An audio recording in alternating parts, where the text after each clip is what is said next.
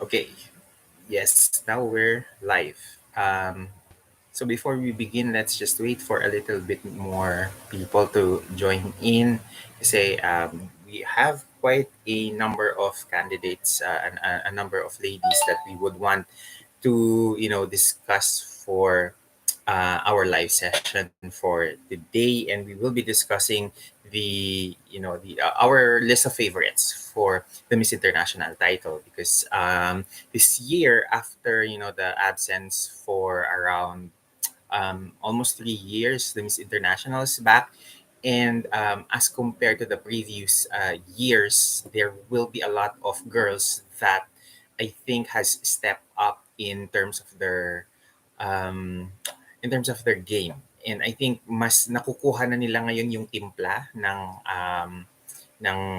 Miss International this year. So I think that there's a lot of things that we need to discuss about in terms of paano sila judge, paano nagkakaroon ng selection ng semifinalist kasi I don't think that yung evaluation, yung swimsuit at saka yung chic na dress evaluation nila that happened I think around yesterday is not an indicator of sino yung mga possible na papasok ng semifinalists in Miss International this year. So I think we should just start a little bit with some notes on ano ba yung nangyayari sa Miss International, ano ba yung mga bagay-bagay na that happened in the past several days, and how the Miss International is different from other pageants. Okay, so essentially,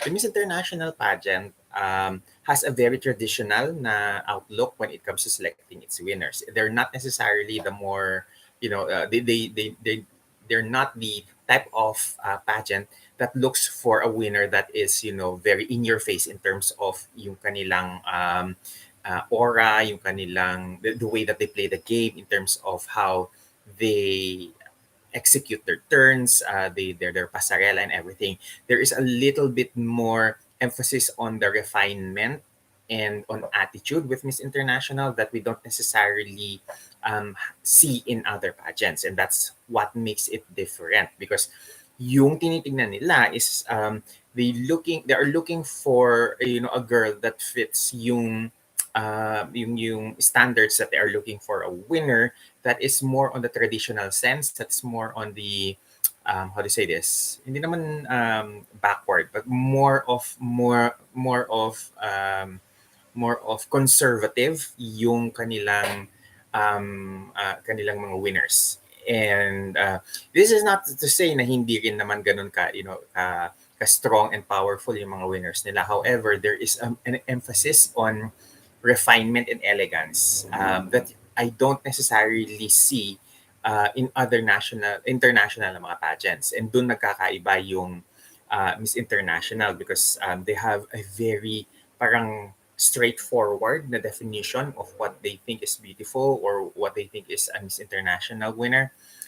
And bihira silang um, lumalabas dun sa molde na yon. So, that's the thing with Miss International. Dahil very particular sila doon sa hinahanap nila sa isang winner, ang hirap kung minsan timplahin kung do we need to find a girl who fits their mold or do we need to find a girl that is moldable into what they are looking for. So in terms of selecting the kind of winner, medyo because it's so subtle, because of the subtleness of what they are looking for, kung minsan it's a hit or miss yung very narrow and very subtle na hinahanap nila sa isang winner. So before I discuss yung mga girls that I really am favoring for the title, I just want siguro muna to discuss yung evaluation that happened because I don't think the evaluation yung swimwear evaluation nila kung saan lumakad sila wearing their swimwears and lumakad sila with their dress, I don't think that is an indication of who are the girls na most likely papasok sa semifinalists sa December 13. That being said, I think kinakailangan nating tingnan dito yung ano yung behavior na aspect. Ano yung hindi natin nakikita sa what do you call this sa screen sa social media kasi back when Kylie Versosa was discussing about the Miss International pageant, how it's so different from other international competitions, she mentions that the judges um, they mingle with the candidates. So there is a level of observation from from the judges on the candidates on how they behave on social settings, on how they behave on especially particularly kapag may mga social na mga functions sa yung mga everyday na mga lakad nila. So it's important na makita natin sana kung paano sila nagbe-behave in these outings where may mga chaperones sila, may mga judges who are looking at their bawat galaw nila, whether they come in late, are they always prepared, are they the type of girl na tipong padiva, or are the kind of girl that is very accommodating, respectful sa oras, respectful doon sa mga efforts ng mga tao within the organization. So I think those are things that needs to be factored in whenever we are looking for a list of possible girls who might win. Kasi isa sa mga pinakamalaking surprises natin was Vince Raythorn when she won Miss International, because halos wala siya doon sa radar ng karamihan ng mga pageant pages. So I think that if we are going to list down a possible list of possible winners, I think that is very difficult because we are all judging what we see based on what we see on social media, and that's not a good barometer or a good standard or a good measure of kung sino ba talaga dun sa mga girls yung nagpe-perform at sindi at nag ano nag nag nagpe-perform as front runners. Ayun. So, before we go to the list, let's mag-hi hello muna tayo sa mga natin dito sa mga nagpapa-attendance dito. Hajiev, hello, good evening. Hope okay, sabi ni Hajiev, I hope Hannah does well. Parang she's a bit timid lately. Hopes that's what the org is looking for. I am not very concerned about Hannah kasi nung tinignan ko naman yung evaluation nila, may laban naman si Hannah. Hindi siya yung super kabog na tipong in your face yung kanyang performance, but she did well on the more refined na part, more, I would say, there's a certain class and elegance in the way that she presented herself during the during the swimsuit evaluation, and even during yung pumarada sila in their dresses. Hannah was wearing a short dress na terno, and hindi niya kinakailangan maging OA in terms of paano siya gumalaw in order for her to be pansinin. And later on, I will be discussing several points that I've noticed among the majority of the front runners, as well as paano ko tinitimpla na tingin ko may laban si Hannah dito. Okay? We will be going into that territory a little bit later. Okay, Jella Vlogs, hello po. Sorry late po. What's your opinion with Vietnam's chance in MI? Jella Vlogs, hindi ka late. Ako yung late. I just started around 8:15. So we are just at the entrada kumbaga ng discussion natin for today. I think Vietnam is, I'm sorry, hindi ko na isulat yung kanyang name. I think she's one of the girls na asahan natin. Swak na papasok sa top 15. Dahil nakikita ko gagasta sila because of gagasta sila sa voting. Vietnam, mas alam naman natin ngayon, nasa kanila ang pera. So, if you have the money to burn for to buy those votes, I mean, mangyayari na papasok siya sa semi-finalist. And hindi naman na ito nakakaila because pagdating sa paid voting system ng Miss Universe, sila yung parating pumapasok. So, ibig sabihin talaga, ginagastusan sila ng org, ng tao, ng kababayan nila. Ayan, Art Laurent, hello! Sabi niya, present my friend, kaway-kaway. Hello, Art.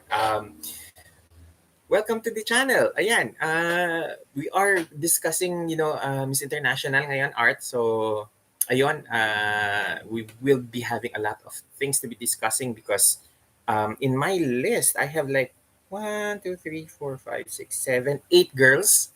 I actually wanted to expand it to like a 15, but I do have several girls na nailist ako sa aking Darkhorses. And I think that's around 2, 4, 6, 8 na mga na mga girls. So in total 16 girls sa pag-uusapan natin for today. Hajiev, Cabo Verde, and Mauritius is such a surprise for me, diba? Nobody was talking about these girls until I started talking about them. Rodwin Fiel, hello, good evening, Rodwin Fiel.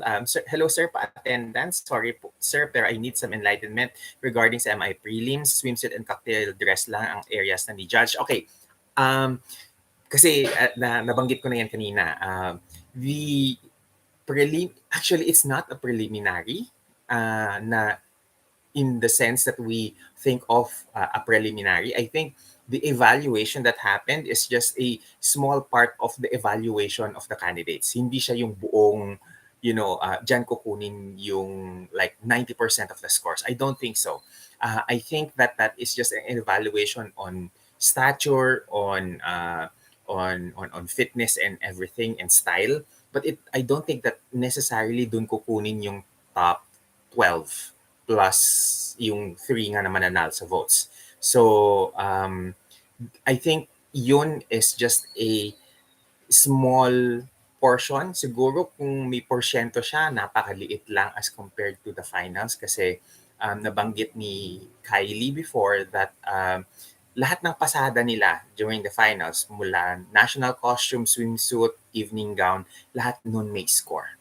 So, I don't think na yung preliminaries na yun, that is the end all of the scoring na process. Kasi meron pa dyan yung deliberation on behavior eh.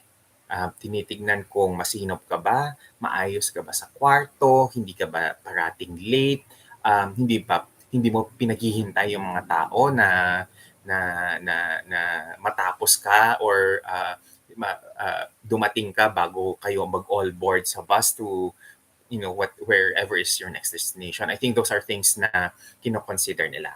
Ayan. Ayan pala, before we continue, please like this video, share it para dumami naman tayo. I hope na sana at this point in time, marami na sa inyo nag-subscribe dito sa ating channel because lumalaki yung ating channel and I am glad to say that we are around 4,200 na. I believe 4,212 na tayo dito sa ating channel. So we are growing and this is, really, I owe it all to you guys for the support. There. Okay, let's continue muna with some of the questions dito sa chat box. Jello Vlogs, what about Peru and Mexico? Peru and Mexico are in my list, so pag-uusapan natin yan. Sa Art Laurent, sabi niya, sa Vietnam daw ginawa ang new crown. Yes, it is actually made by, oh my God, I suddenly forgot the name of the crown maker. Sandali lang, tingnan ko sa aking phone. Long Beach Pearl, I think yung yan kasi yan ang problema pag pag tumatanda na, may memory gap na. Okay, let's see, it's here, it's there, and yeah, it's Long Beach Pearl. Yan yung kanilang unfortunately hindi nyo makita ng maayos kasi syempre siya screen on screen, hindi siya maayos makita, but it's by Long Beach Pearl na it's a Vietnamese na jewelry brand. Where are we? Hajiev, I just hope dilutuin ng Vietnam ang contest. Hindi naman siguro kasi I think yung integrity ng mga Japanese, they won't allow, you know, the contest to be marred by something na ano na something as unfair and something as shocking as that. I think overall, if you're going to look at Miss International, nangingibabaw yung integrity nila when it comes to their judging process, and that is why it was explained before na the reason why in 2012 ang tagal ng deliberation process kasi inulit nila ng dalawa-tatlong beses yung tabulation ng scores ng mga candidates to make sure that it's really is Japan's Ikumi Yoshimitsu. I hope that my memory serves me right. That Miss Japan actually won, and that's the reason why umabot ng ganong katagal yung deliberation nila, because in order for them to make sure na may integridad, may validity yung results ng mga tabulation nila, dodoblehin nila yon just to make sure. Ayan. Dorothy V. Jones, hello, kumusta? Okay, after watching the prelims, I saw some candidates who looked better in person and in motion as compared to photos or quick videos. I noticed Belgium and Hong Kong performed stronger. I agree. Belgium and Hong Kong are in the peripherals of the, what do you call this? Peripherals of my list. Isama ko na din si Malaysia. And what's her name? Wait. Hindi, nasa listahan ko pala sa Australia. Pag-uusapan natin yan mamaya, yung mga girls that I really had that made an impression on me. Ramsey, late na po ba ako? Kagising ko lang from operation. Anong news po? Salamat. Ramsey, we just started, so don't worry.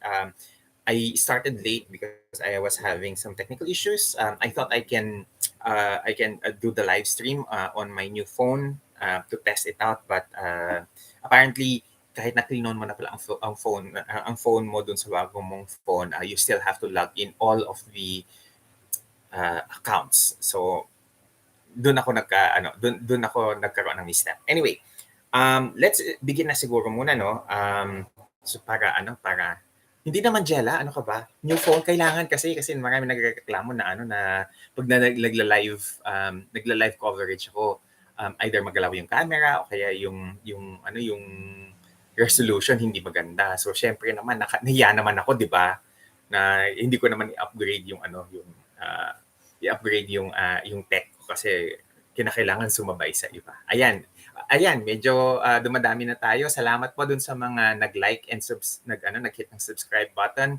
I hope na yung mga bagong dating mag-like lang kayo na mag-like sa ating pa-live stream ngayon. Okay. So, Hajev, sige, pagbibigyan kita, we will talk about the yung nabanggit mo about the evaluation, the swimsuit and the cocktail dress, the chic dress na evaluation, because as I've said, I don't think that there is enough gauge to see who among the 64 candidates, I know it's 65 na ngayon, 65 candidates is the standout kasi very quick yung kanilang pasada and hindi mo kita yung end-to-end nilang performances. Kasi may mga girls na doon sa live stream, lumagpas sila doon sa screen, doon sa frame ng screen, and you wouldn't know how they post or how they performed. I think that the evaluation is just to look at the physical aspects of the girls.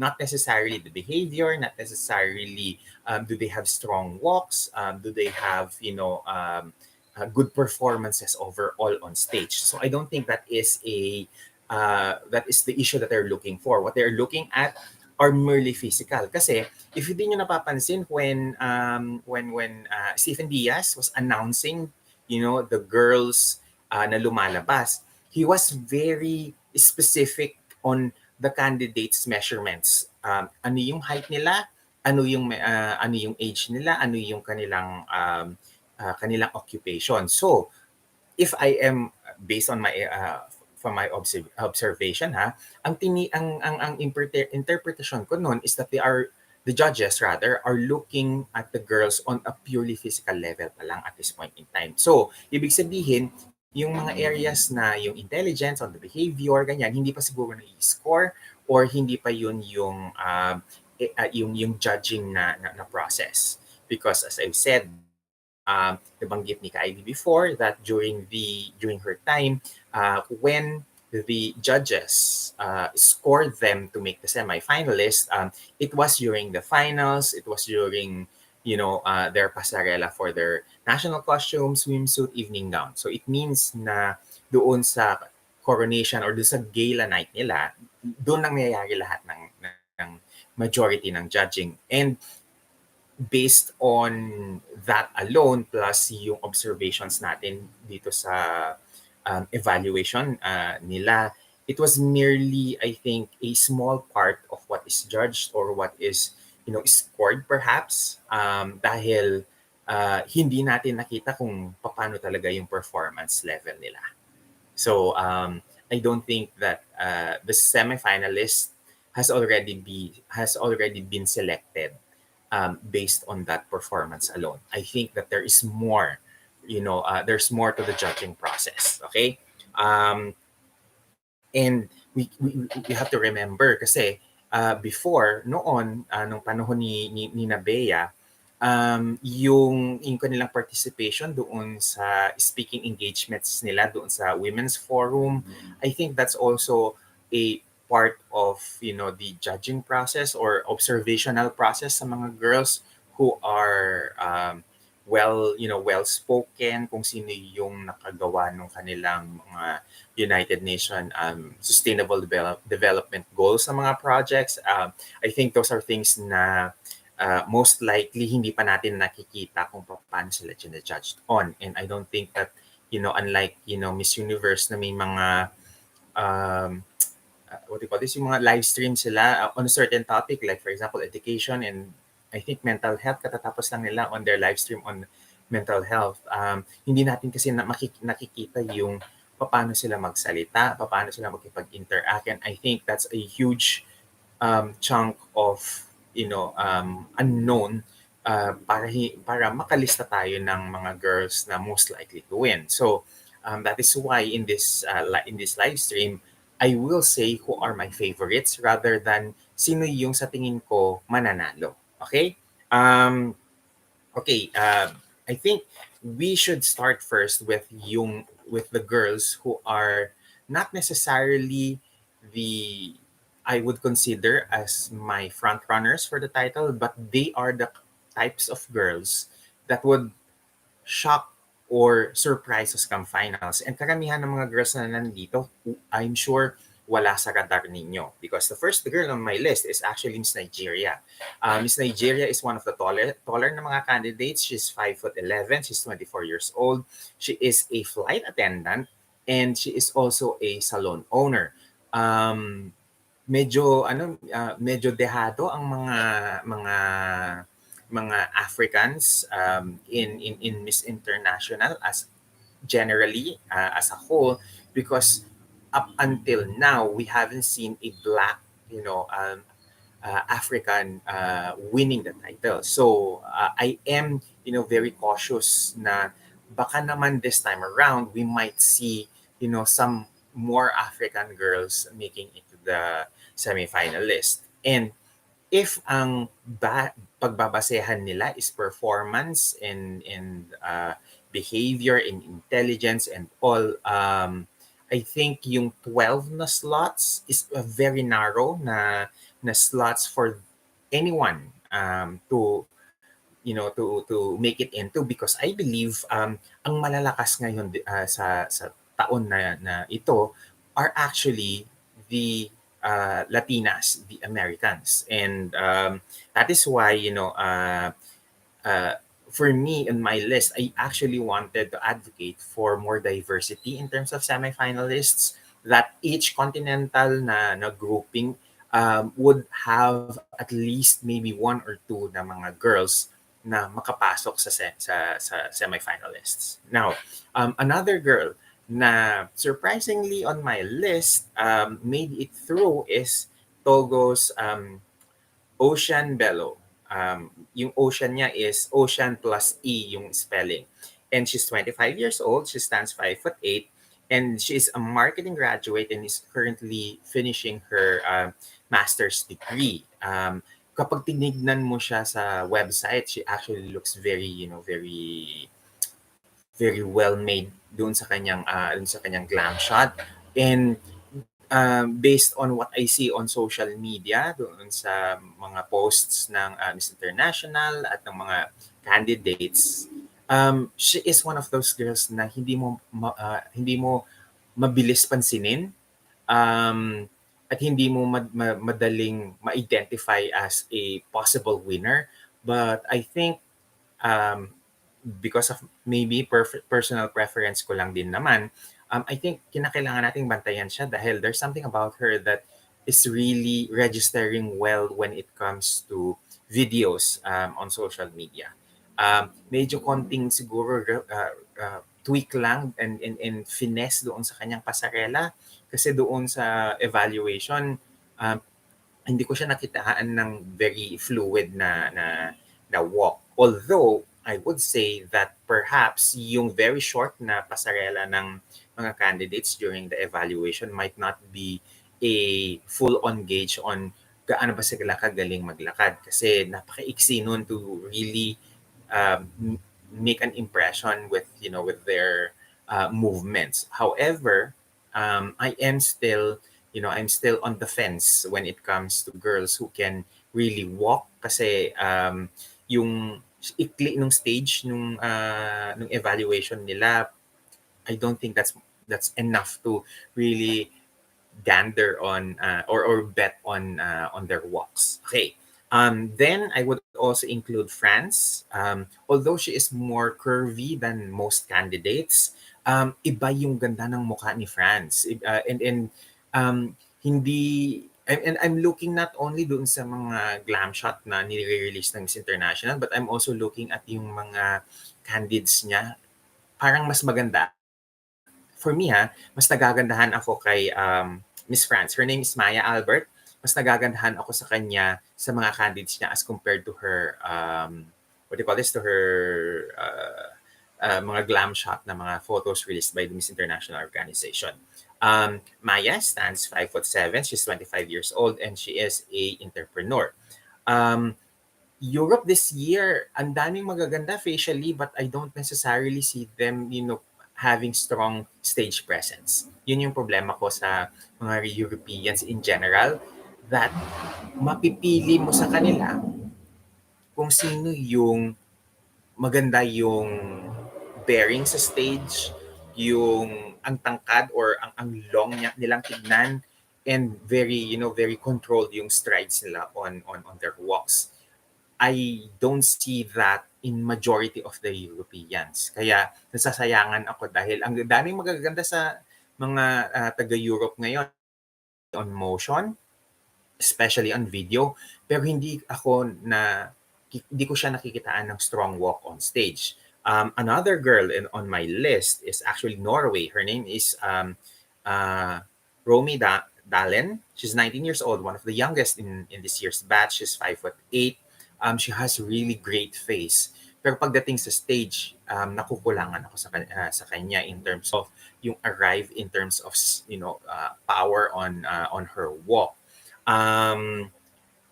Okay, we have a comment here about India. I will be talking about India, but she's actually on my list of girls in my favorite girls for the title. So let's wait for that. Okay, I'm still on yung my list of the Darkhorses. So that's Norway. I think Norway again is one of the girls who are the most photogenic in this year's batch. So I am just sad na hindi siya ganon ka-strong when it comes to her walk. Spain is another girl that I think would be a dark horse that we don't necessarily see in a lot of the list, placing her on the top of their picks among pageant pages. But I think she has that kind of presence and stature, that when she stands, there is commanding presence there. There is like queenly vibe to her that I don't see necessarily in other girls. So we have to watch out for Juliana Raw, because she might be the kind of girl that would still a top five placement from the more popular girls. Juliana is 28 years old. She's 5'9", and she's a communications manager aside from being a model. A lot of the girls I noticed are on the 24, 25, 22, 26, 27, 28 na age range. And this has something to do with some of them being crowned in 2020 or in 2021, and they are approaching, the cutoff age for Miss International. That is why I would have advocated for Miss International to freeze their age requirements, because it is actually their decision to postpone the pageant, and not continue with the competition on whether it's on via online or via face to face in the past 2 years. And I think a lot of the girls sadly had aged out, and I think that was a sad thing for Miss International, kasi hindi naman kasalanan ng mga girls na nagpo-postpone sila ng kanilang pageant. Anyway, and then among the Latinas, let's talk about Costa Rica, because I think Costa Rica is one of the more pretty faces among the Latinas. Her name is Mahaila Roth. She's 23 years old. She's 5'8", and she is a sociology student.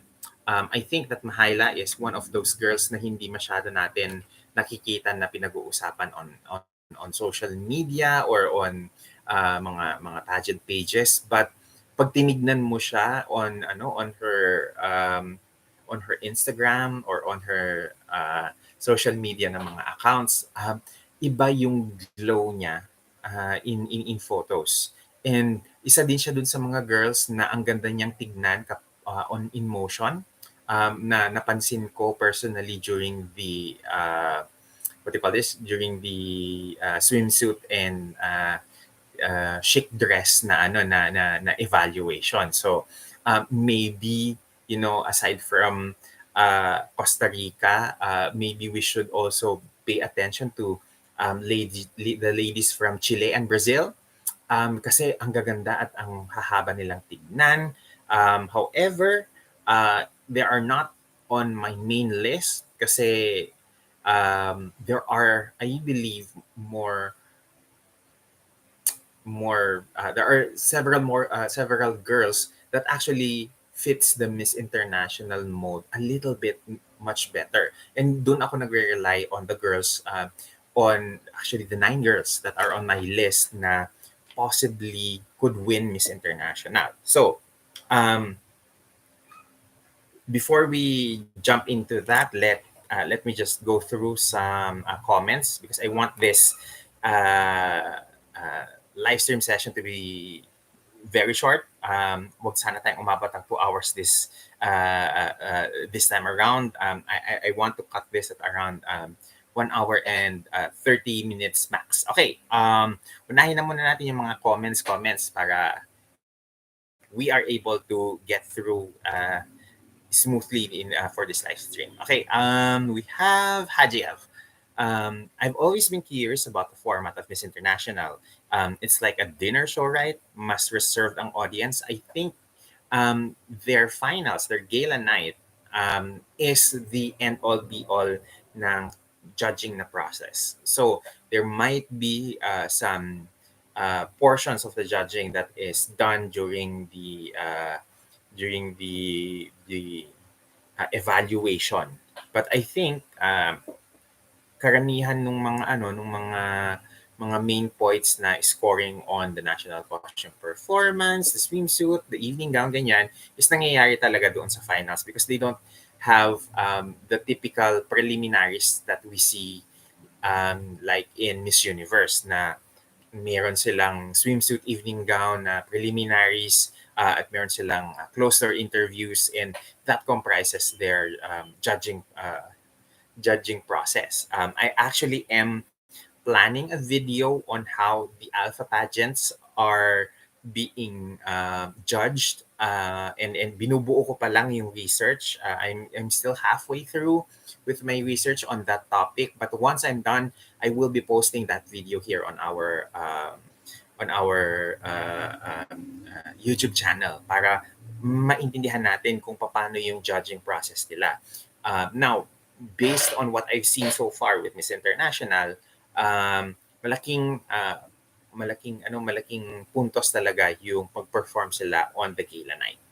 So, and yun din ang isa sa mga nabanggit ni Kylie noon with regards to the judging process. So we really need to be very mindful na we don't necessarily pressure our candidate na dapat araw-araw pasabog ganyan.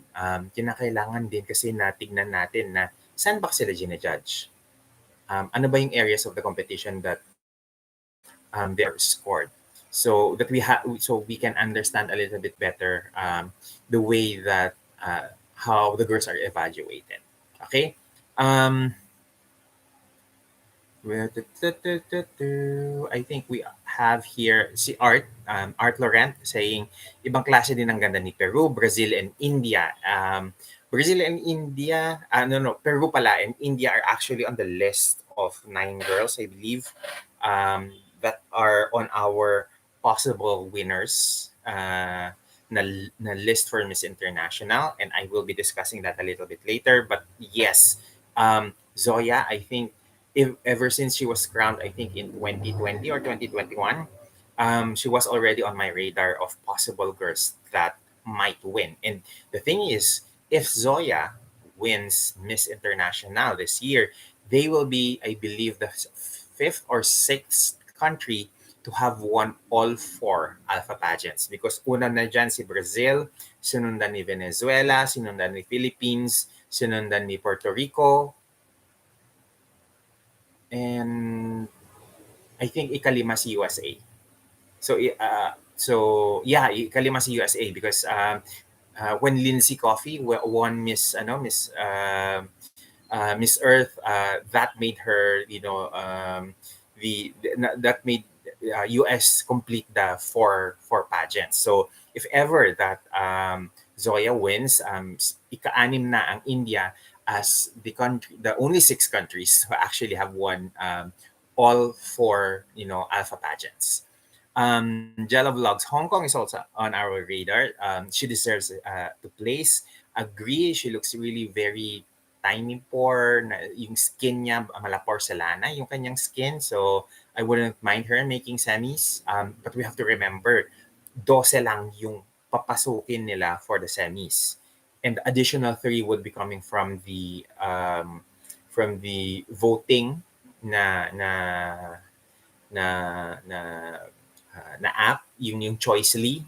So we really need to be careful, or we need to manage our expectations, because if there is a dominance from the Latin American girls this year, hindi natin masabi. I am also seeing kasi strong competition coming from some girls in Africa and Asia. So let's hope na there will be more Asian representation in Miss International this year. Okay. Romano Empire, BBP 2023. Sabi niya, Binibini International, Binibini Asia Pacific, Binibini Charm, Binibini Intercontinental, Binibini Globe, Binibini Cosmo World. So that's 1, 2, 3, 4, 5, 6 titles. Let's see, kasi ayoko munang magsalita nang tapos on what are the new franchises of the Binibining Pilipinas pageant, kasi there are some last minutes na mga updates on that. But ang masasabi ko lang na based on the chismis na sasagap ko, we might be seeing 2 major crowns in Binibini next year if all the negotiations go smoothly. So fingers crossed na mangyari 'yon.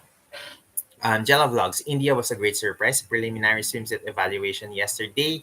Um, Jella, I wasn't surprised because binantayan ko si Zoya from the time from several years back, a couple years of back. Siguro maybe safe to say around last year ko talaga siya minanmanan na possible siyang pumasok sa sa what do you call this, sa Miss International winning na circle.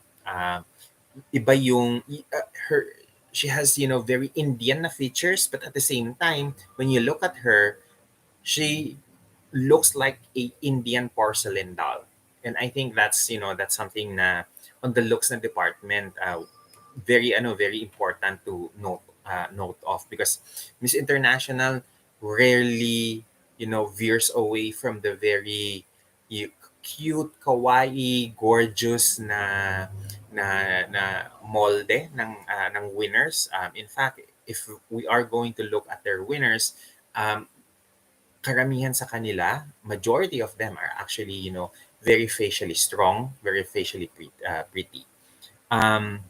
Jello Vlogs, how many placements will Miss International 2022 have? Well, based on what they posted in their social media, top 12 plus 3 na papasok via online voting. Art Current, Pinong, wait lang, nawala yung comment ni Art Current. Ni Art, sandali lang Art. Let's scroll back. Okay. Sabi ni Art, Pinong kilos ang gusto ng Miss International, or kaya tama lang ang diskarte ni Hana, opposite ng MGI, na dapat super landian, loud, rampahan at gimmicks. Yes. And that is why naiintindihan ko yung preliminary, not the yung evaluation, because a lot of the girls were, very prim and proper, to the point that some looks like they don't have, strong catwalk skills. That is why I am reserving judgment on their performance in the finals, kasi dun I'm sure in the finals magpapasabog ang mga yan. Johansson, hope mag-upgrade na din ang Miss International sa Coronation Night production, kasi this year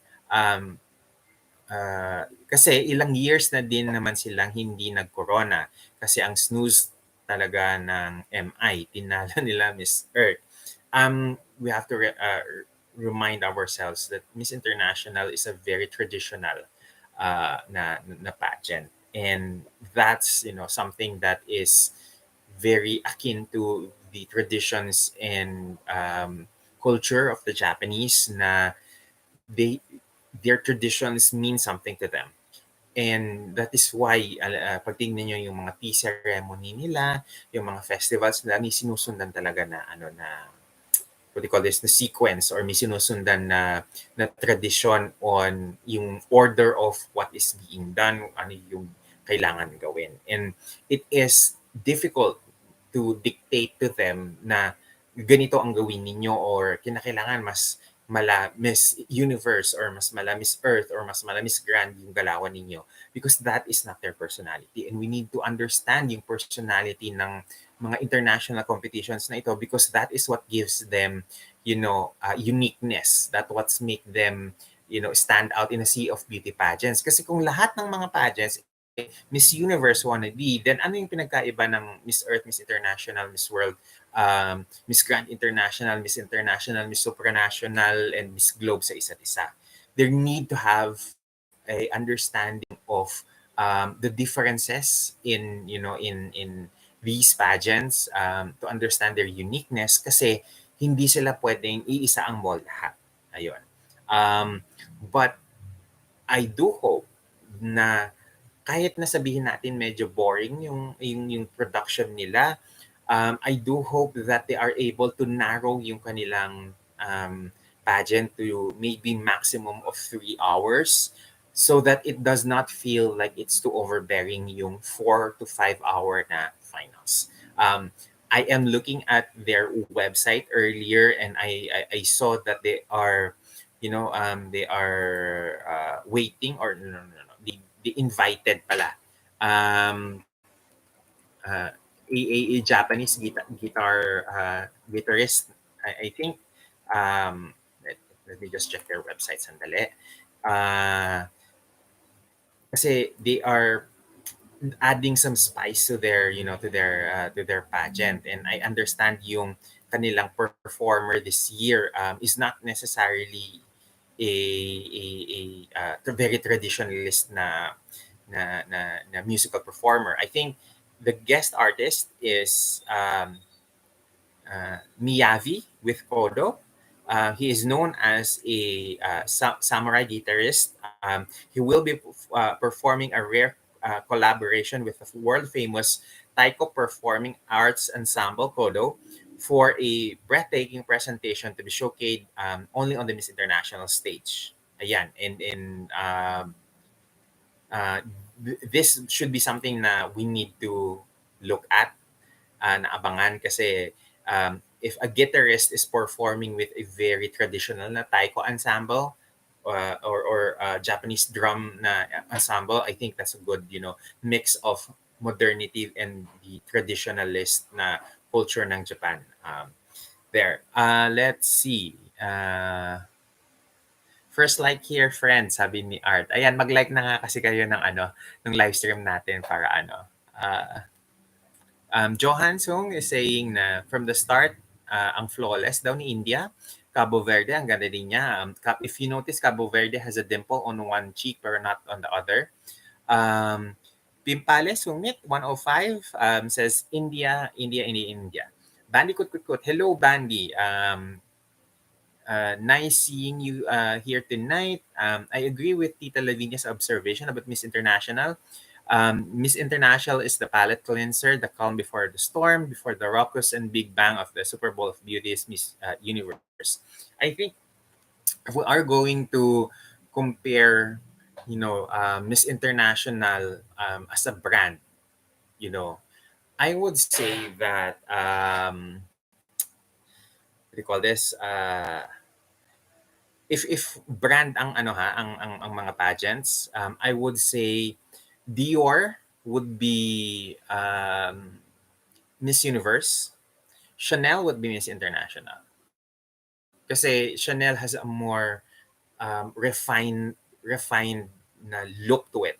Mas pino yung mga winners, mas pino yung may cultural aspect kasi ang Miss International na hindi mo nakikitaan sa ibang pageants. And it's also reflected in their motto, yung cultural understanding and international cultural and international understanding. So I think those are the things that is very uniquely Miss International, and yung refinement ng Miss International is pretty much like yung mga Chanel na mga designs ni Karl Lagerfeld nung buhay pa siya. Kasi if you look at yung mga silhouettes ng mga designs ni Karl Lagerfeld, hindi siya very in your face yung kanyang what do you call this? Yung kanyang mga designs. But if you look at the details, pag zoom in mo yung paano ginawa yung beadwork, yung bulaklak doon sa damit, doon mo makikitaan ng artistry. Doon mo when you zoom in doon sa small details, that's when you actually see the art taking place. Unlike when it comes to Miss Universe, which is for me is more like the brand na Dior. Kasi ang Dior, bonggacious siya eh. During the time that John Galliano was the creative director for Dior, he would stage very lavish na staging of ng mga fashion shows niya. They would hire or rent out the Palace. Oh my God, I forgot the name. No, not it's the Paris Opera House. Or the Versailles na palace to stage their show. Ganun siya kabonggacious. It really is like an in your face, loud na na na brand. It's there to like to give you like high octane na glamour in your face. Unlike the Chanel na brand, which is akin to the Miss International pageant, na it has a more quiet, confident na subtlety to its, to its fashion. Hindi siya yung maingay, pero kapag tignan mo yung detalye, yung wealth of detail, yung maliliit na bagay that comprises the garments, it would really wow you. Ayun. Next, sandali lang, dumaan si Dad. Next, we have a comment from Jella Vlogs. Did you notice that they grouped the candidates by continent at yesterday's preliminary swimsuit evaluation? Yes. In fact, they had several groups. You have Asia, hiniwalay nila yung Pacific. So yung Australia, Hawaii, New Zealand, and I forgot the other countries. Yung mga Pacific na islander na countries, hiniwalay nila. So you have Asia, you have the Pacific na group, you have Africa, you have Europe, and the Americas. The Americas, dahil marami sila, they are grouped into one sa voting. Doon sa Asia and Pacific, pinag-combine sila. Yung Europe and Africa, pinag-combine din sila doon sa voting. Okay? But yes, they kind of spread them out in terms of the grouping. Bandy, whatever Hannah's fate in Miss International this year is connected to Nicole Borromeo, one way or another. If Hannah wins, Nicole may experience the Mickey Moto curse. If Hannah loses, Nicole may win next year. I think when it comes to evaluating, Hannah and Nicole, ang hirap nilang i-compare because yes, they are both kawaii beauties, but yun lang yung, I think, area na may intersect sila. When it comes to personality, Nicole actually has a more vivacious, engaging outgoing na personality as compared to Hannah, who is more very hindi naman reserved, but rather more composed, well composed, and more queenly in the sense na she looks and behaves like royalty. Yung demeanor niya, not the attitude. Okay, I think Hannah has that very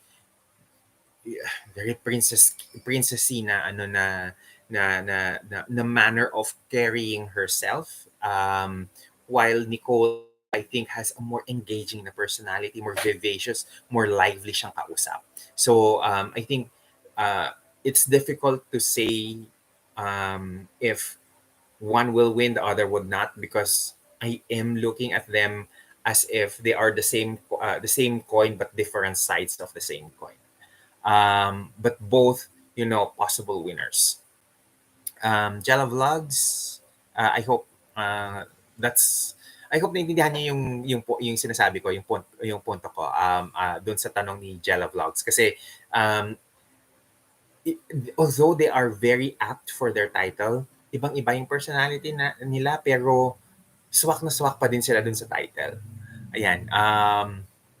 Dorothy V. Jones, is Miss International one of the first pageant to align itself with the UN SDGs? I think so. Although I think Miss Earth, nauna na silang nag-partner with the United Nations, but with the environmental causes naman. So, yun yung maganda doon sa sa mga alpha pageants, because they align themselves with really reputable international organizations.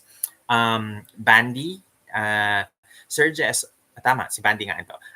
Bandy is saying that, Sir Jason, do you think that Miss International organization will crown an older girl this year? Peru is already 28 years old, which I have noted. Too old for the median age of Miss International winners, which is actually towards the younger. I think it's not 23 to 24. It's actually around 22 yata, Bandy, yung winning age ng Miss International. Maybe this is MI or's idea of being edgy. Marami sa kanila ang nasa 28 years old. Si Venezuela is 28 years old. Si Peru is 28 years old. And si Spain is 28 years old. And these are girls na sa tingin ko, posibleng mambulaga at manalo. So I think that, uh, or rather, I am hoping that age would not be a major factor in selecting Miss International because alam naman natin na may ano eh, may sort of ageism na nangyayari sa kultura ng mga Hapon. That is why, very particular sila doon sa age na extension na issue nangyari several years back. Ayun, it's actually one of those things na I was so passionately talking about because inextend na nila to 29 yung age ng Miss International. But then again, binalik nila ng 28. Na sana they just kept it at 29. Ayan. Where are we? Okay, Richard Ampig. Hello, good evening. Sayang ang crown ng Miss International. Bakit naman sayang? Kasi the thing kasi is, I think if I'm not mistaken dun sa pinupoint ni Richard, nasasayangan siya doon sa Mikimoto na crown. Am I right, Richard? But I think, I think more than that, we cannot really say na sayang kasi Mikimoto na mismo, the brand itself, the Mikimoto brand itself, really wanted to move away from pageants and association with pageants. So hindi natin sila masisisi. It's there. We just have to deal with it. We just have to, work our way around it. I was hoping though that yung crown ng Miss International na bago, they should have retained yung red velvet cap, yung fur na base, tapos yung ribbon na tinatali sa ilalim ng baba pag nananalo. Kasi those are really very much the trademark of the Miss International organization. Ayan. Romano Empire, Miss Universe is very in your face and unapologetic. Miss International is very princess type and subtle. Yes, agree. Kaya nga kaya nga very different yung mga pageants na yon from each other, but at the same time, it works because they are unique in that perspective. Hindi sila yung tipong a copycat of one another, kumbaga. YouTube user 1329. Hello, good evening. Kumusta YouTube user 1329? Okay, may question siya. Sabi niya, bakit po hindi tumataas ng over 60 ang candidates ng Miss International throughout the years? I mean, over 70 po pala. I actually do not have a 100% na nasagot on that matter because among all four pageants na international na alpha pageants, namumukod tangi ang Miss International na yung kanilang number of candidates would only range between the 60s and 70s, unlike ang Miss World na it's been long, tagal na nilang over 100 yung kanilang mga candidates every year. Actually, ang Miss Earth nga kung minsan nauungusan pa sa dami ng candidates ang Miss Universe. There are years that Miss Earth would have like 90 plus na candidates and then ang Miss Universe would only be at around 89, 88 na mga candidates. So, nag-yo-yo yung both Miss Earth and Miss Universe as the second highest na pageant with the most number of candidates. And then you have Miss International. I am not sure kung bakit, why there is lesser candidates in Miss International, because from my understanding is that Miss International has a voluntary system of franchise payments.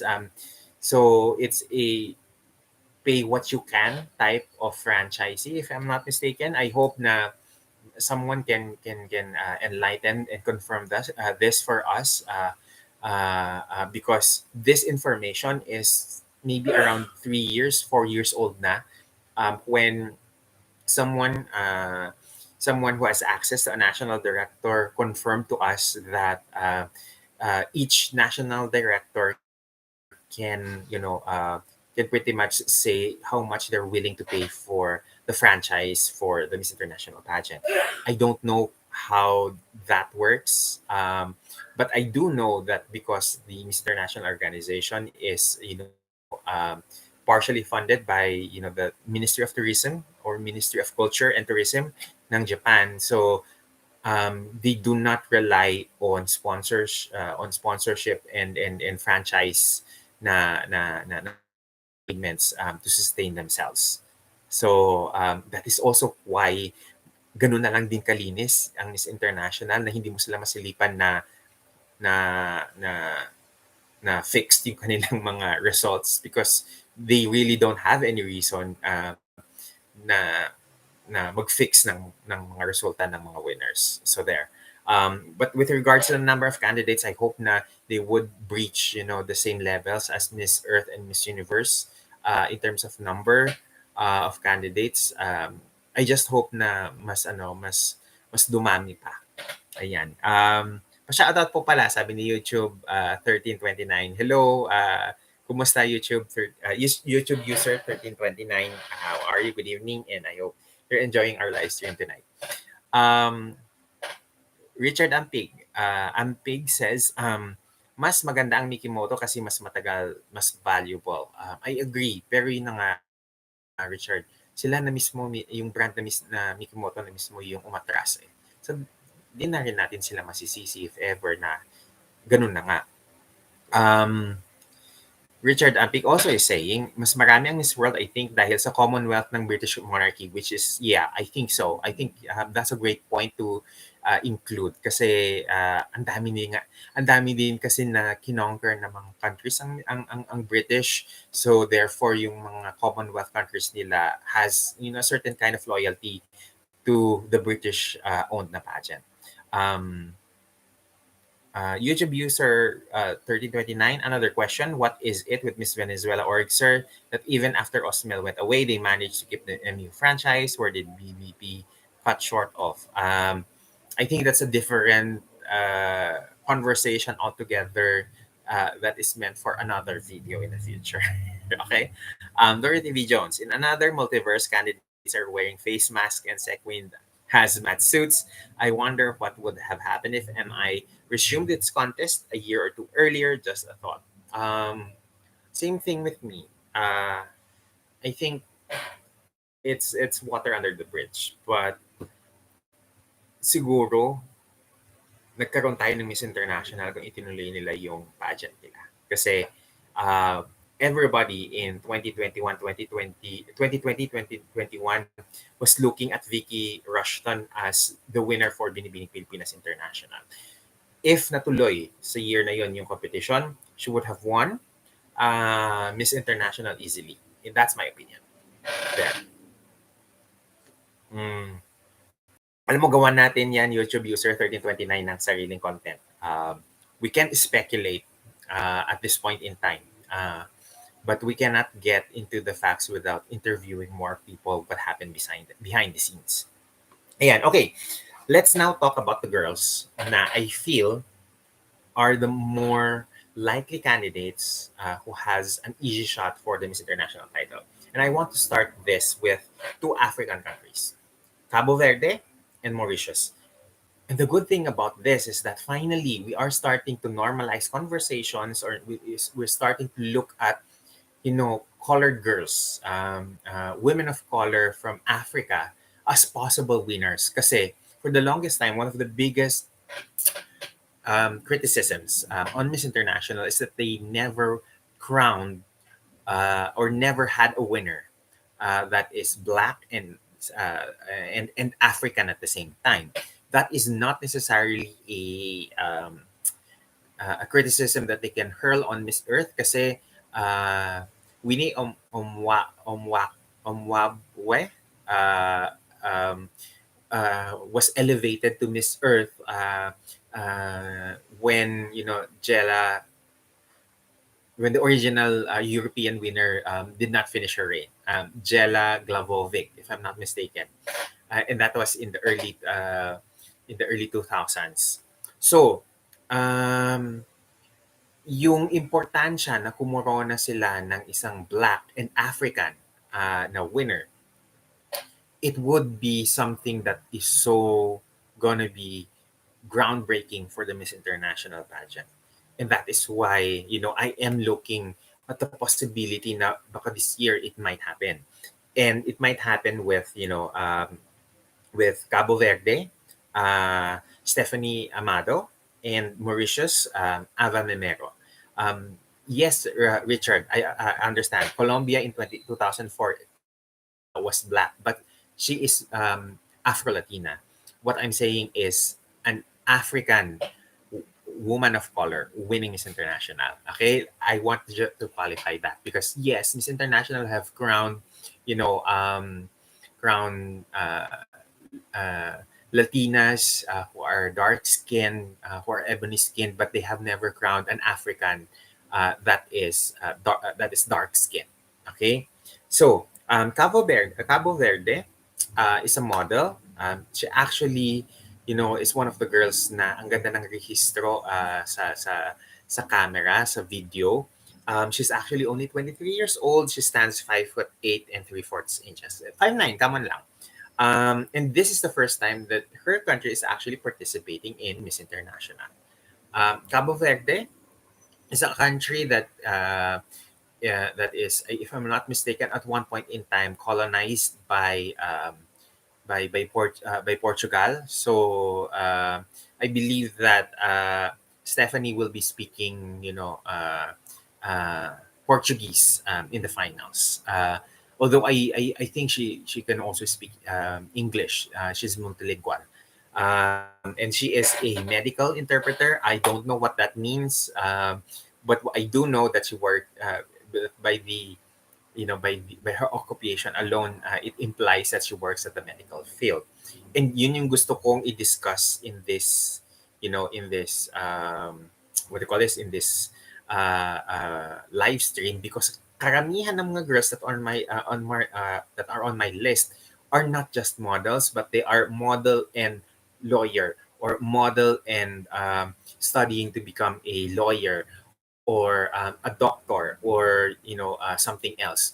And I think that's one of the things na is very impressive with the Miss International batch this year, because for example, Indonesia is a lawyer, is a doctor. um, Hannah is a forensic scientist. Australia, Angelica Whitelaw, um, is actually a lawyer. And there's also France, who is an entrepreneur. There is Nigeria, who owns, her own business. You also have, I think, Colombia is a law student. So there's a lot of girls who has very meaty backgrounds, and I think that is, very commendable in this year's batch. And hindi lang actress and model yung kanilang resume. There is actually a wide variety of accomplishments for this year's batch, and that is what I'm impressed about. Mauritius, on the other hand, is 25 years old. She's 5'8.5" and is a communication student. These two girls are the girls that I think from Africa are the strongest. And I do hope na on merit alone, they make it into the semifinals list this year. Because I think for the longest time, Africa has been very underrepresented in majority of international pageants. And with these two girls na very strong yung kanilang stage presence. They look, very beautiful, gorgeous. I hope that they make it through in the semis. Next, I have Colombia in my list. Natalia Lopez Cardona. She's 23 years old, and as I said, she's a law student. Whenever I see her, I'm actually reminded of, yung supermodel na kasabayan ni na Giselle Bundchen. She's actually, I think, a Canadian supermodel. Her name is Daria Werbowie. She is one of those girls that has done campaigns for Gucci, for oh my God, Gucci, Diesel, and other, high end na mga European brands. That's what I see with, what do you call this, with Natalia. And I am not gonna be surprised if she will be, in the top five of this year's Miss International, or even, run away with the title. I think Colombia is sending you a really refined, beauty this year, with Natalia, and I just hope that in the communications department she can easily ace, the interviews, being a law student. I also have, what do you call this? Dominican Republic back in my list, because if you noticed, when I posted in social media several days ago, I actually posted about the initial front runners, or initial standouts in the competition that I listed. And unti-unting nag-fade out doon sa listahan na yun si Dominican Republic, si Celine. Because there are mga instances na hindi maganda yung register niya on photos. But looking at her performance during the evaluation, the swimsuit evaluation, bumalik siya sa listahan ko kasi pulido siya maglakad. She's very, she knows her way on stage. She knows how to, command presence and stage presence, to command attention on stage. And that is why she's back on my list, on the top of my list. Because she managed to show me, what I've been missing from her in the past several days, on the coverage on Miss International. And meron pala siyang certain arrive, certain what do you call this? May dating eh. Iba yung dating niya on stage, and I think it also has to maybe rely on the fact na she's 5'10", matangkad siya, maganda yung proportions niya, kaya siguro ganun na lang din yung stage presence niya. And I know that height should not be a major factor nowadays when it comes to selecting yung mga winners, but aminin natin, there is a certain advantage if you have really good proportions, and usually those are found on girls who are tall. And let's not forget to mention, law student din pala yung si Celine. So there, Dominican Republic is back on my list. Celine, Santos, Frias would probably one of the Latinas who we can say belongs to the more stronger group of Latinas in Miss International. I also have Mexico. Yuridia Duran is 23 years old. She's 5'8.5" tall. She is a odontology student, and works as a part-time model. When it comes to Yuridia, there are angles that her face looks very sharp and very, very what do you call this? Uh, Matapang. Yung matapang arrive niya, not necessarily the Barbie doll, porcelain doll face that Miss International is looking for.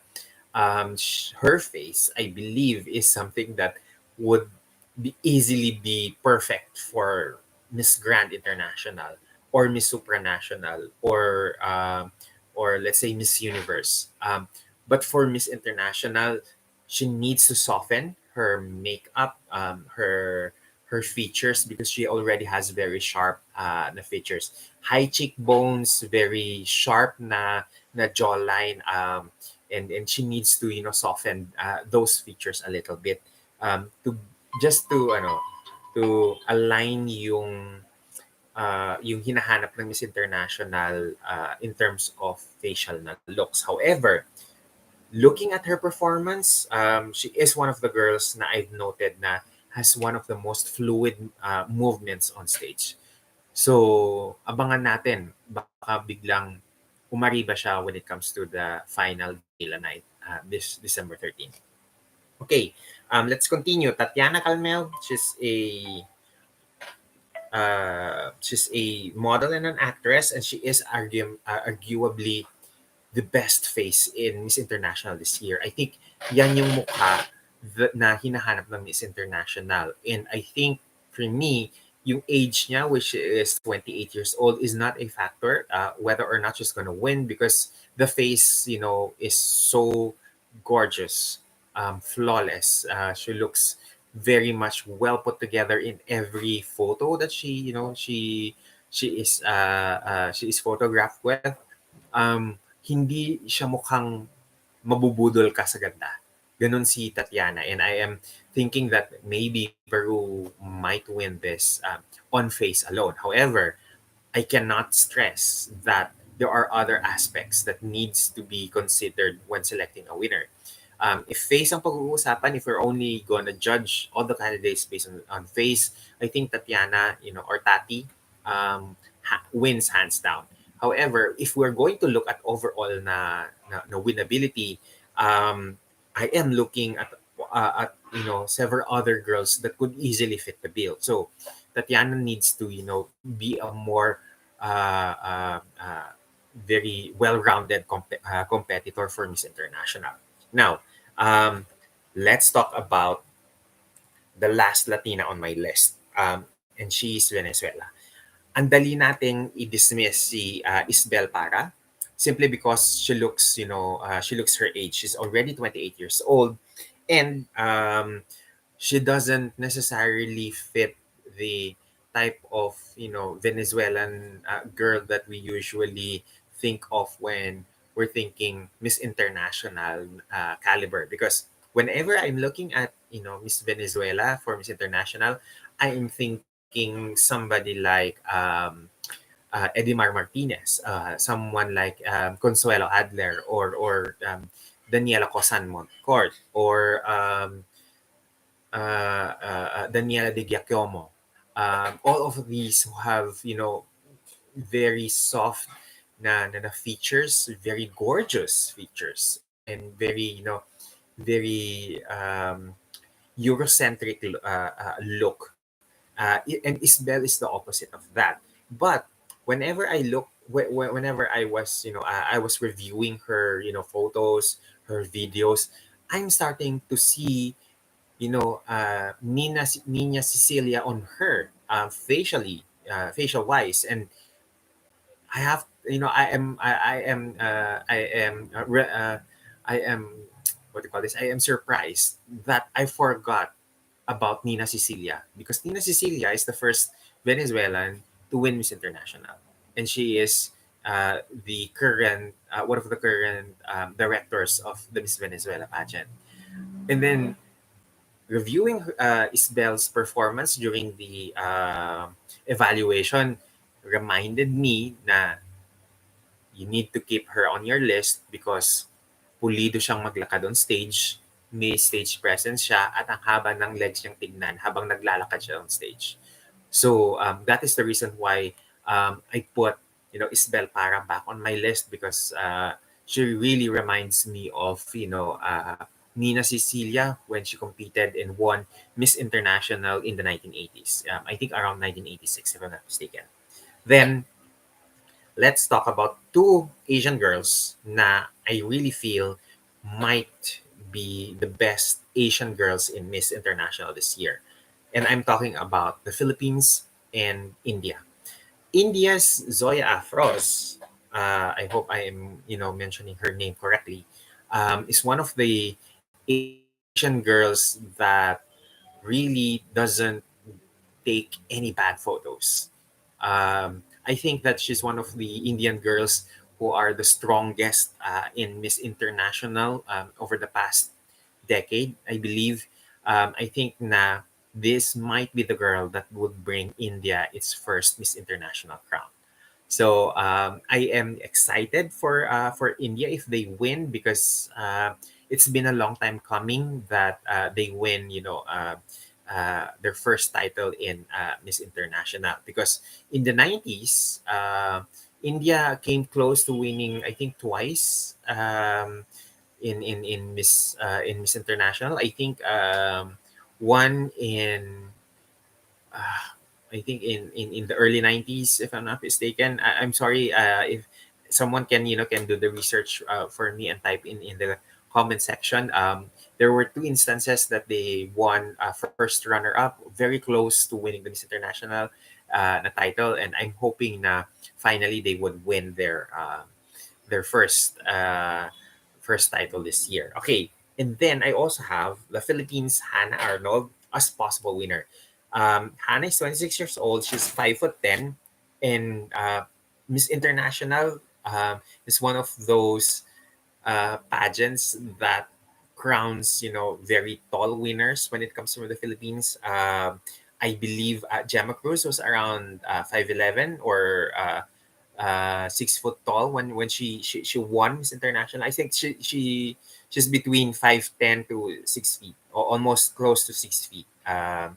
Because there was an interview with Gemma where she mentioned that she would under declare her height so that men don't get intimidated when they note when they note that she's actually taller than most Filipino men.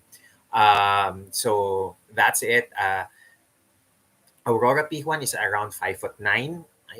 I believe Melanie, everybody knows is 5'11".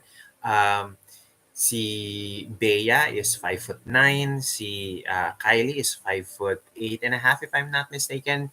And Lara is the shortest at 5'6".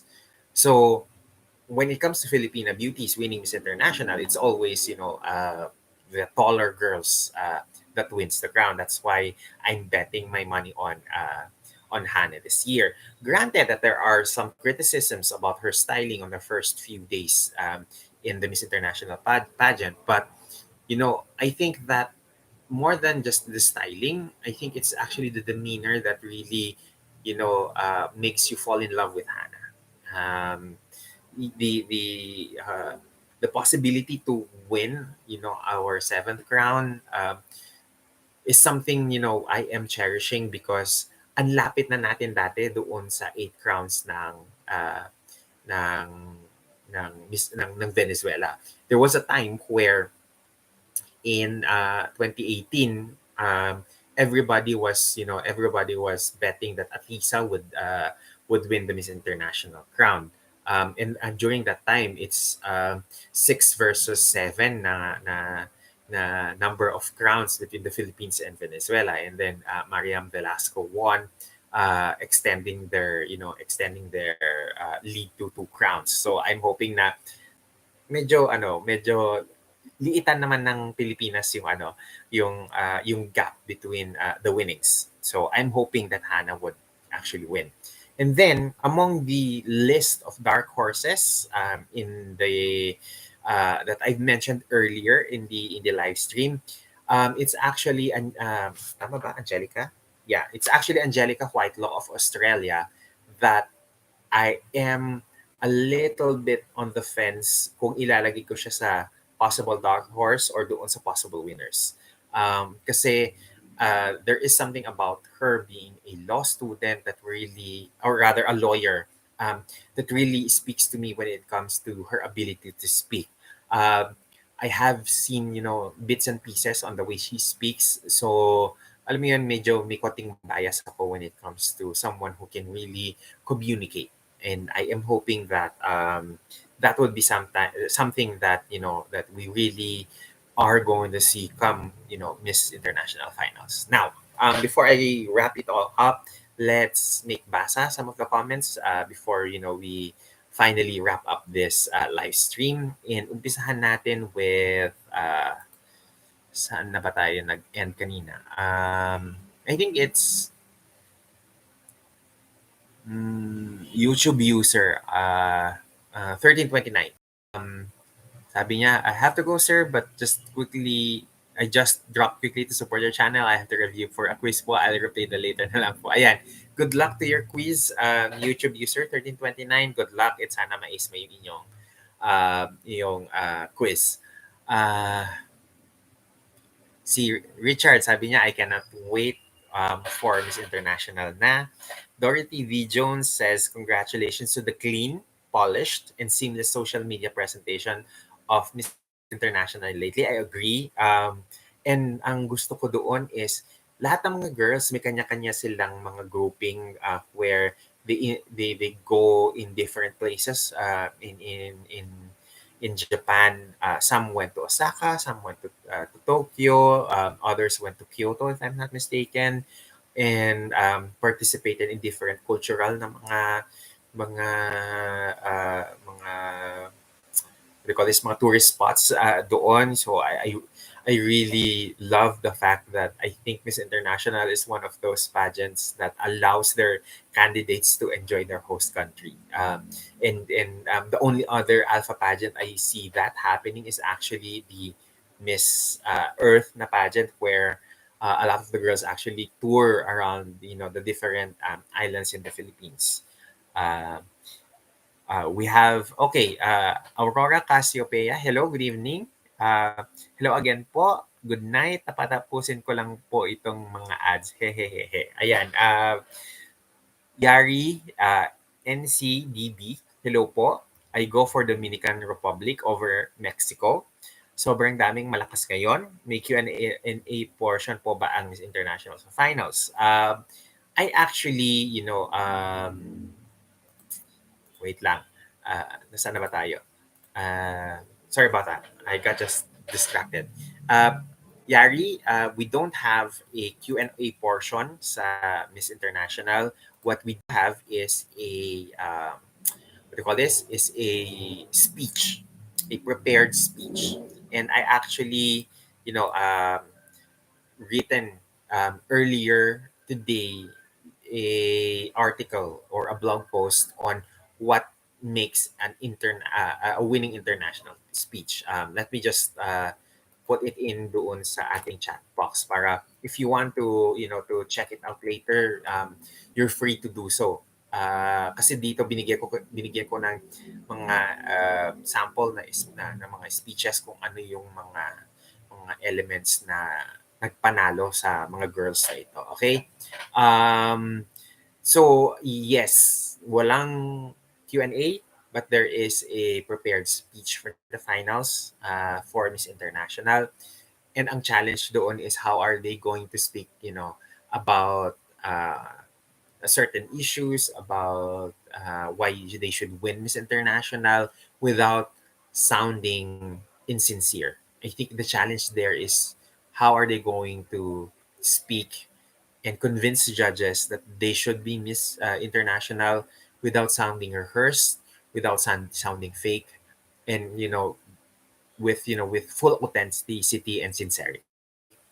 Um, Dorothy D. Jones, would you say that all of the Binibini Pilipinas titles, Miss International, is more within the purview of Madame Stella and Lara Kigaman than the pageant camps, or maybe not? I haven't seen kasi Madame for the past 3 years. The last time I saw her was, kailan ba yun?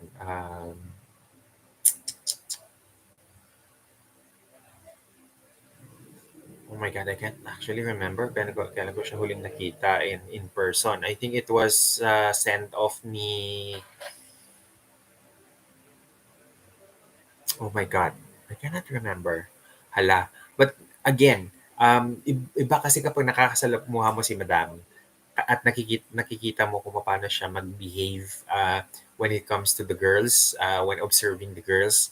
Kasi very, madali mong basahin ang mukha ni Madam when it comes to yung mga performance ng mga girls. So, I would not know ngayon kung may special ba ang na treatment on Miss International because Precious and her comes from from the Miss International na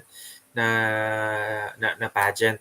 But I think that for for Binibining Pilipinas as a whole, inalagaan talaga nila from the start to the end to present yung Miss Universe at saka Miss International na franchises.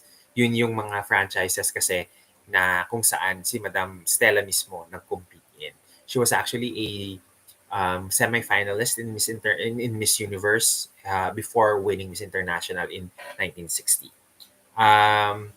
Winnicott, Sir Jason, I followed you on IG. Hehehe. Thank you, Winnicott. I hope that you also follow us here and subscribe here in our channel in YouTube. Thank you for your support. I really appreciate yung pag-follow niyo sa akin on Instagram, especially with Instagram nowadays. Ang hirap niyang mag-grow.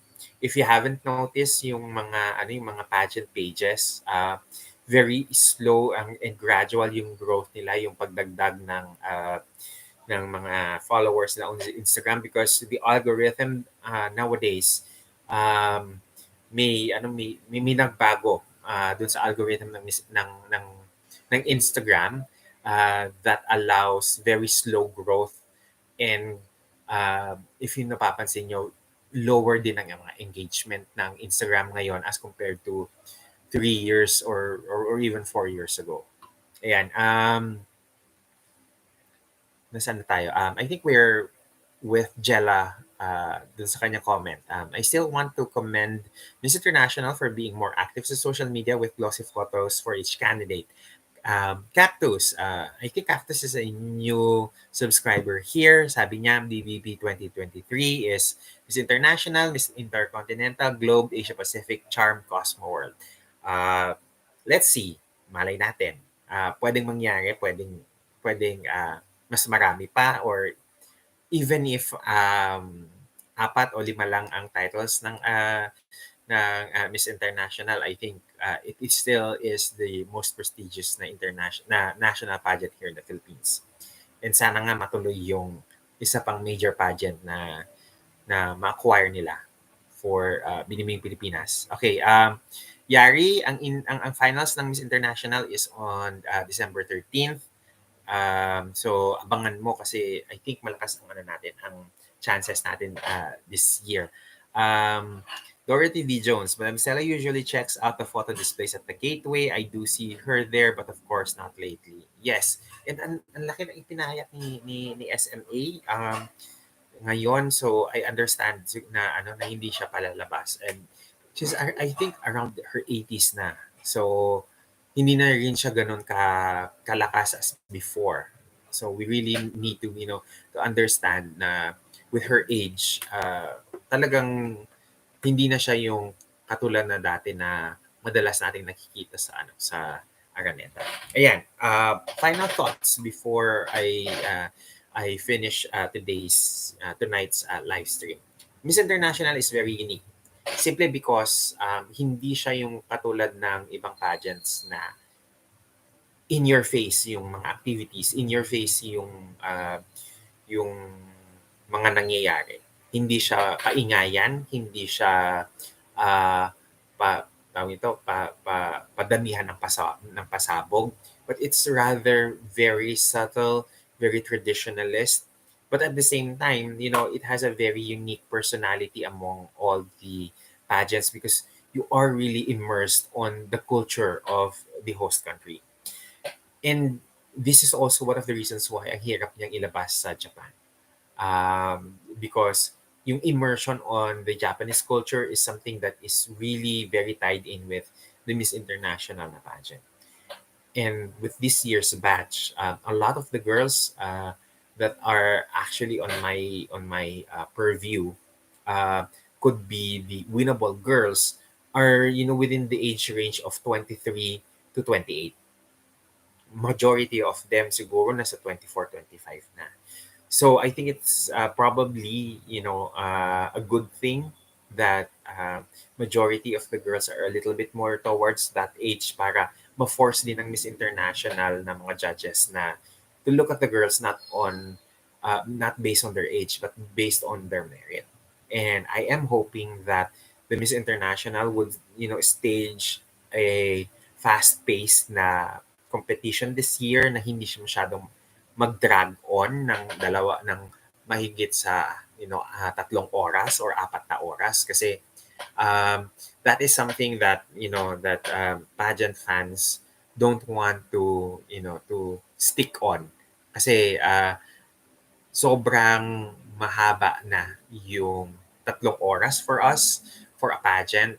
What more kung umabot siya ng 5 or 6 hours. So we're hoping na magawan yun ng paraan ng Miss International organization that they are able to, you know, to make their pacing a little bit faster, and at the same time, select still a deserving winner. And I am hoping that with all of the girls na sumali this year with, very meaty na resume, makapili sila ng someone na would really, carry the brand higher, lift the brand higher. Especially because halos tatlong taon tayo naghintay ng panibagong Miss International. And yung sa tagal nung paghihintay natin, parang nakalimutan ng karamihan ng pageant fans yung pageant itself. So they really need to do something in order for pageant fans to be excited, because a lot of fans have pretty much, moved on with the Miss International pageant because they haven't seen anything new, or any activity for the past 2 years. And the Miss International really need to, hit the ground running with that. I hope that this year, the girls on our list would perform well in the finals, and that they actually, that one of them would win. I really hope na yung mga girls na ito, isa sa kanila yung manalo, dahil nakikitaan ko talaga sila ng possibility, ng potential to win Miss International. Of course, personally, I have a soft spot for Hannah Arnold, na sana manalo siya, because I really wanted that Miss International crown coming back here in the Philippines, at maliitan natin yung gap natin between Venezuela with the most number of wins. And also because, if Hannah wins, we would actually break the tie between, the US and the Philippines having the most number of alpha pageant wins, because as of now, tied tayo at second place with 15 wins of each on each countries, leading ang USA because mas marami silang runners up na mga positions, due to, countless runner up wins in Miss Universe na pageant. So I am hoping na ma-level out natin yun by winning our 16th na alpha pageant na crown. Ayan. Huling mga comments before we end our live stream. Dorothy V. Jones, may I just take a note of one thing? Thank you for nipping at the bud the pervasive negativity and toxic behavior of some pageant fans. I pray that they don't invade the hallowed grounds of Miss International. Yari and si DB, saan po mapanood ang Miss International Finals? I'm not yet sure kung saan, if they're going to go live stream or post it on YouTube. But once I get hold of new updates on that, I will be posting that on our social media channels. Ayun. And yes, Dorothy, thank you as well. I think what you are trying to say is that issue with, the post on single motherhood. And I really felt for the girl na involved doon sa comments ng mga ibang fans, mga ibang fans na kalahi natin, because I am not uncomfortable to call out kapwa natin kahit na Pinoy, kahit na masakit. Pero kung ganun din naman na hindi naman nakaganda doon sa imahe natin as fans, na we are insensitive or rude on someone na medyo mahirap yung pinagdaanan or pinagdadaanan, para namang, alam mo yun, konting sensitivity din naman on our part din sana, na huwag na tayong dumagdag ng judgmental na attitude natin doon sa mabigat na pinagdadaanan ng iba. So I understand that is a Debbie Downer na topic, but I want to end this live stream on a positive note, because I want to say that, Francesca messaged us after the debacle, and nagpasalamat siya, and it shows that even if hindi natin nakakasalumuha on a regular basis yung mga queens, yung mga candidates, yung mga binibinis natin. Tao din sila na nasasaktan kapag may sinasabi tayong hindi maganda. And I am just hoping na the learning, the learning key here, or the takeaway here, is that let's be kinder to people who we don't know their situation is, and not be very judgmental, because I think because we are so very much outspoken as a country, as a people, we tend to forget that there is, behind the screens of our phones, of our, gadgets, there is a human person behind, na nasasaktan kapag, pinupunan natin sila. And that is why I am trying to be more uplifting when it comes to my content with the girls, na sana, mas tawag ito, mas maintindihan natin na mas nasasaktan din sila. Unless pachichi siya. Yung pachichi, ibang usapan na yun. Ayun. Which also, meron akong pachichi na coming soon in the next few days, few weeks. So, abangan ninyo. It has something to do with yung kaganapan sa behind the scenes dun sa pageant na mangyayari sa NOLA. So, let's wait for that chichi, for that cha. There. I think everyone's comments has been read.